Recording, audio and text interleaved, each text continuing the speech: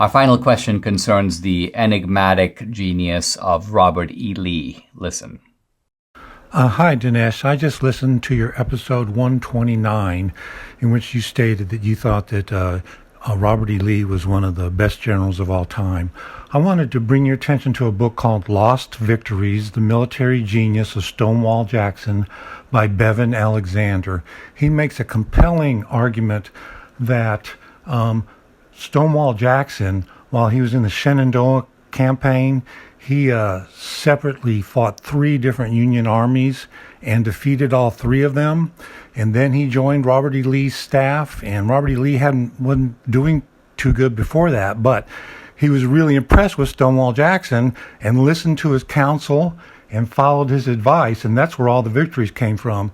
So it's just a well-researched, just excellent written book, and I hope you have time to take a look at it. Take care. This is fascinating, and my answer is not really going to disagree so much as to try to fill out the argument that I think you're making. A couple of words about Stonewall Jackson. Stonewall Jackson, this is, by the way, General Joseph Jackson, a great military tactician, a strange man. Apparently, he was highly superstitious. He believed that when he rode a horse, he needed to keep one of his arms outstretched to the side in order to sort of maintain his spiritual balance. He was unrelenting. He was merciless. He was once asked, "What should we do with the Yankees?" And his answer was, "Kill them all. Kill them all." And he inspired unswerving military loyalty from his troops. He would send people into grave danger and in some cases almost certain death. And they would, without questioning his orders, carry them out. So this was obviously a very charismatic man. And as you say, in the Shenandoah Valley, he was able to move from point to point, take on different segments of the Union Army, thrash them, and move to another spot and do exactly the same thing.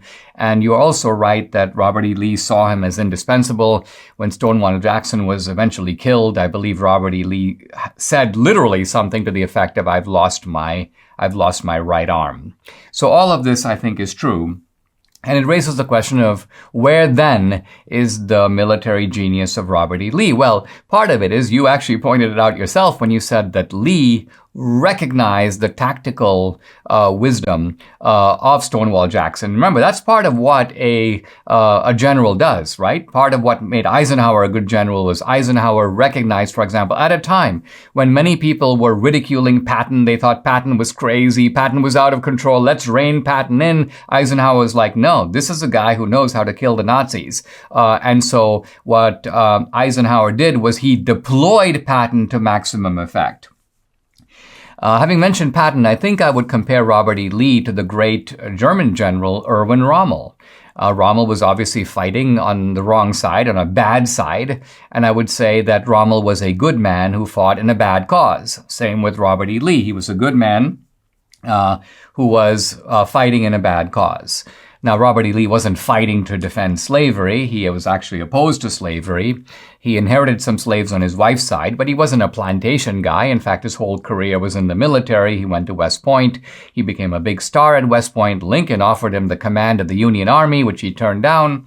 So this is Robert E. Lee. And you can be a great general even if you ultimately lose. And why did Robert E. lose? He lost because he was outnumbered. I mean, the Union Army was much bigger than the Army of Northern Virginia, and in fact, the North was much bigger than the Confederacy. Not only was the North bigger in terms of population, but the North also had all the ammunitions factories. The North had all the industrial potential. The North was able to build better roads and create infrastructure for the Army to operate in. So the South was fighting at a tremendous disadvantage. Part of the genius of Robert E. Lee was to recognize the only way that the war could be won.